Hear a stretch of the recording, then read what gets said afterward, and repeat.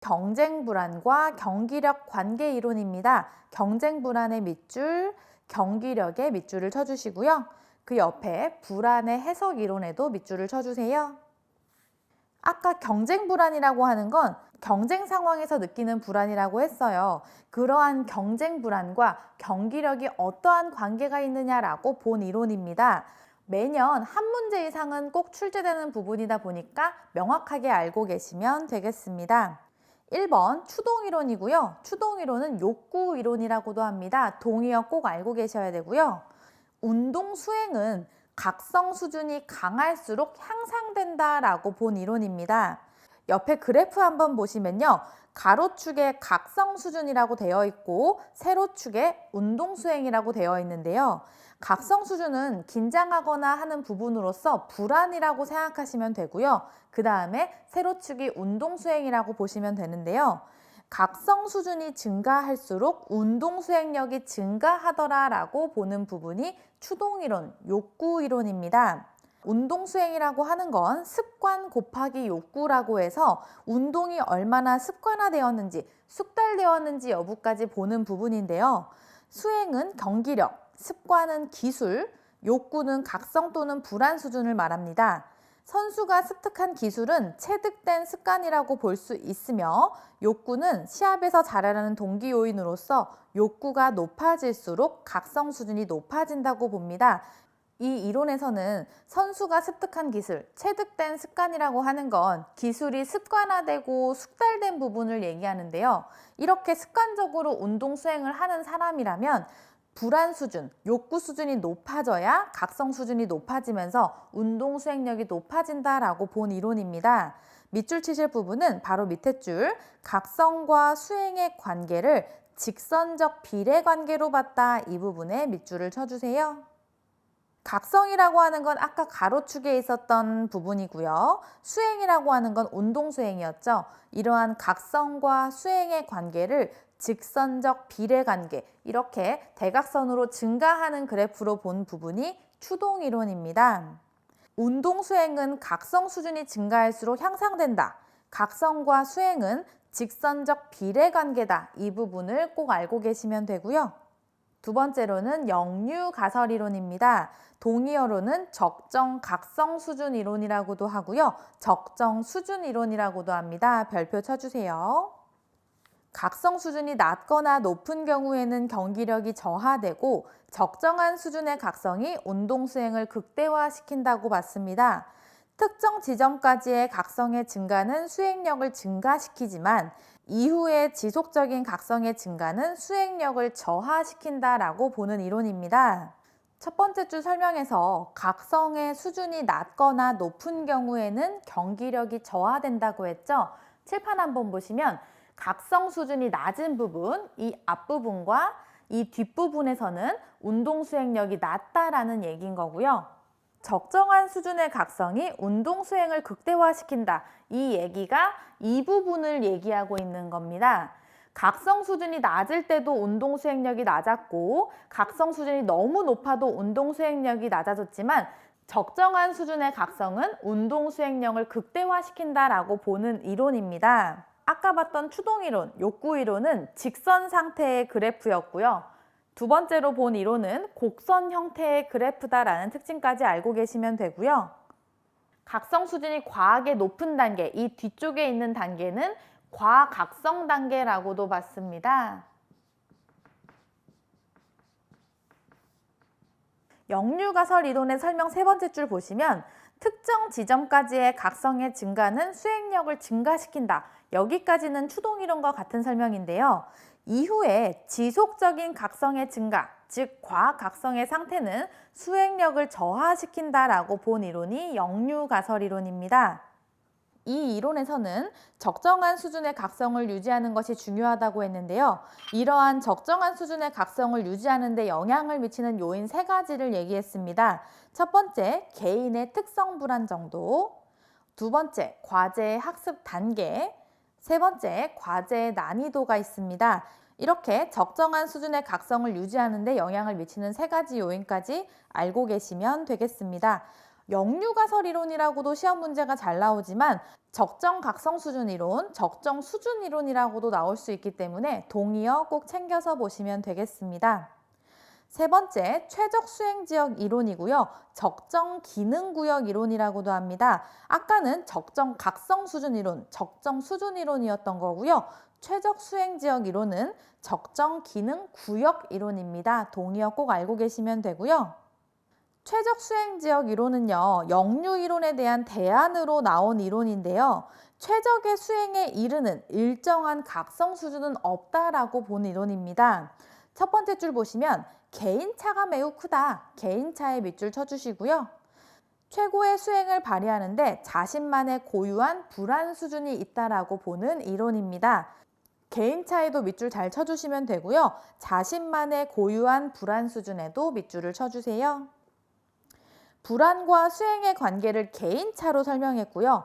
각 선수들의 상태 불안이 자신들의 적정 기능 구역 내에 있으면 경기력이 좋다라고 봤습니다. 자신들의 적정 기능 구역에 밑줄을 쳐주세요. 개개인만의 적정 기능 구역이 있다라고 보는 이론이라서 최적 수행 지역이 있다, 적정 기능 구역이 있다라고 보는 이론입니다. 각 선수에게는 개인의 최고 경기력이 발휘되는 적절한 상태 불안의 영역이 있으며 이 영역을 벗어나면 최고 경기력을 발휘하지 못하고 경기력이 떨어지게 된다. 즉 개인차가 있다라고 보는 이론인데요. 옆에 그래프 한번 보시면 가로축이 상태 불안 수준인데요. A 선수는 상태 불안 수준이 가장 낮을 때 최고의 수행을 보이고 있는 거고요.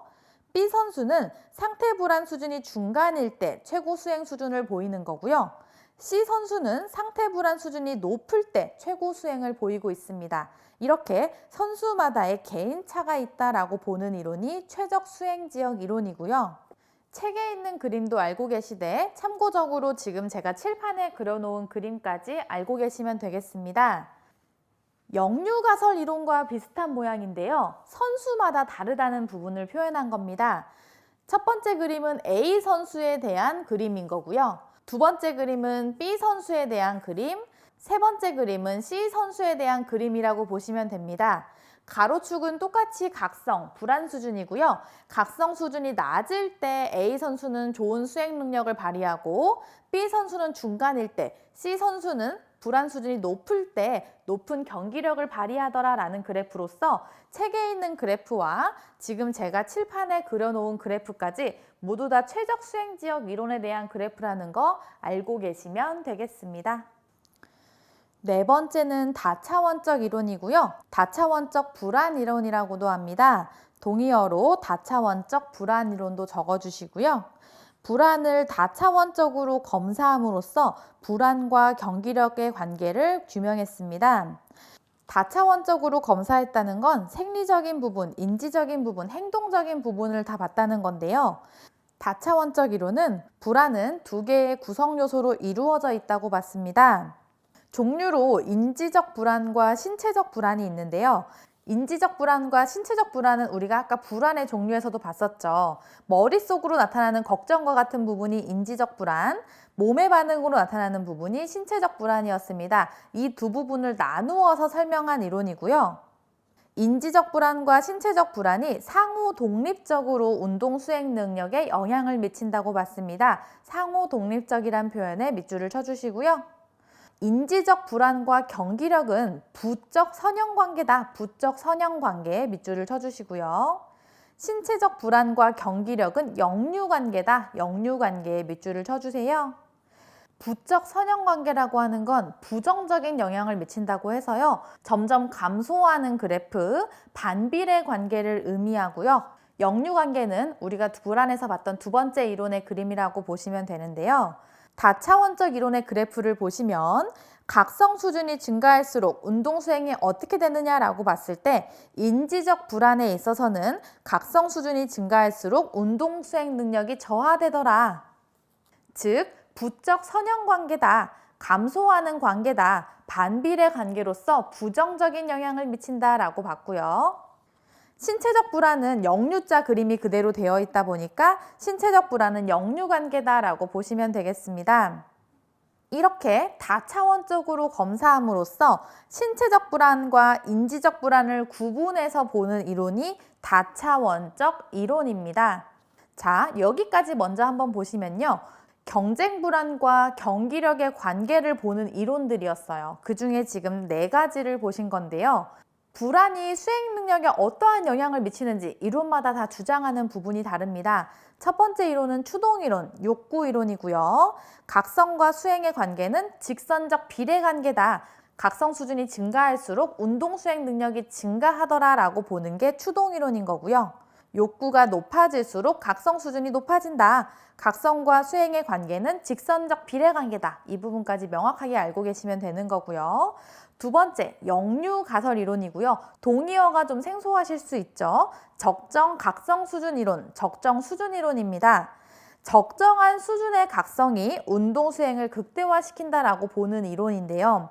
각성 수준이 너무 높거나 낮으면 경기력이 저하되고 적정한 수준의 각성이 운동 수행을 극대화시키더라.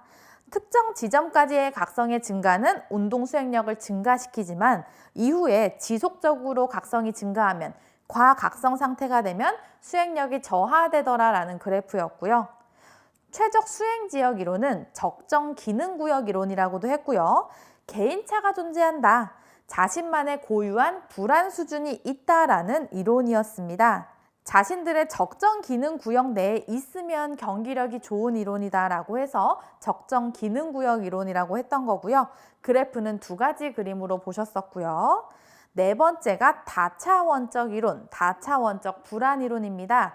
불안을 다차원적으로 검사함으로써 인지 불안과 신체적 불안을 구분해서 보는 이론이었고요. 인지적 불안과 경기력은 부적 선형관계로서 감소하는 그래프, 부정적인 영향을 미친다라고 봤고 신체적인 불안과 경기력은 역류관계다라고 보는 이론이었습니다. 이렇게 제목을 명확하게 알고 계시면서 동의어까지 완벽하게 알고 계시고 각 이론의 주요 설명을 알고 계시면 되겠습니다. 자, 5번째 전환이론이고요. 전환이론은 반전이론이라고도 합니다. 전환이론은요, 각성과 정서의 관계를 통해서 성격과 동기의 관계를 설명한 이론인데요. 첫 번째 줄 해석에 밑줄을 치시겠습니다. 불안은 해석을 어떻게 하는가가 중요하다라고 보는 이론이 전환이론, 반전이론입니다. 각성 수준에 대한 개인의 인지적 해석에 따라 정서 경험이 다를 수 있다. 인지적 해석에 밑줄을 쳐주세요. 자신의 불안 수준을 어떻게 해석하느냐에 따라 유쾌와 불쾌의 감정이 결정된다. 어떻게 해석하느냐 이 부분에 밑줄을 쳐주세요. 각성이 높을 때 유쾌하게 해석하면 기분 좋은 흥분으로서 유쾌감으로 해석이 되는 거고요. 불쾌하게 해석하면 불쾌한 정서로서 불안이나 불쾌함으로 해석이 되고요. 각성 수준이 낮을 때 각성 수준이 낮은 걸 유쾌하게 해석하면 이완감이나 편안감이 되고 불쾌하게 해석할 경우에는 우울함이나 지루함이 될 수 있습니다. 불안의 개인차를 이해하는 데 많은 기여를 한 이론입니다.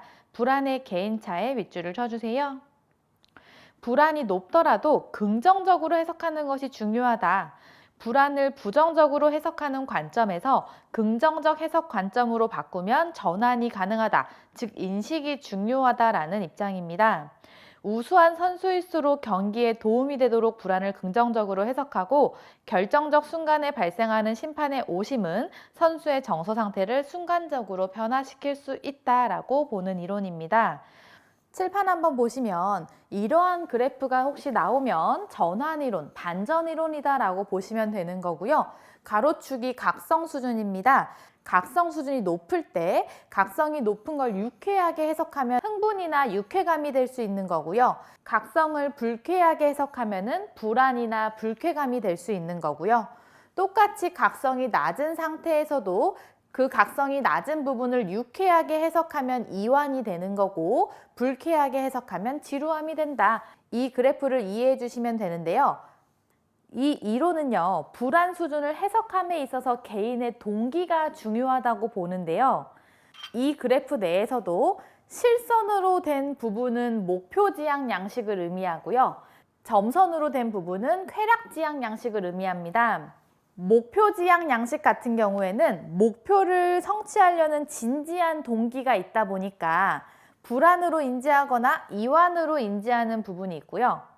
쾌락지향 양식 같은 경우에는 과제를 즐기려는 동기가 크다 보니까 동기가 각성을 다르게 해석하면서 유쾌감과 지루함으로 해석하게 됩니다. 실선은 목표지향 양식, 점선은 쾌락지향 양식이라는 것까지 참고로 알고 계시면 되겠습니다. 조금 더 상세하게 말씀드린 거고요. 전환이론, 반전이론에서 가장 중요한 부분은 불안을 어떻게 해석하는가가 중요하다. 해석 여부에 따라 달라진다라는 가장 큰 개념까지 잘 알고 계시면 되겠습니다.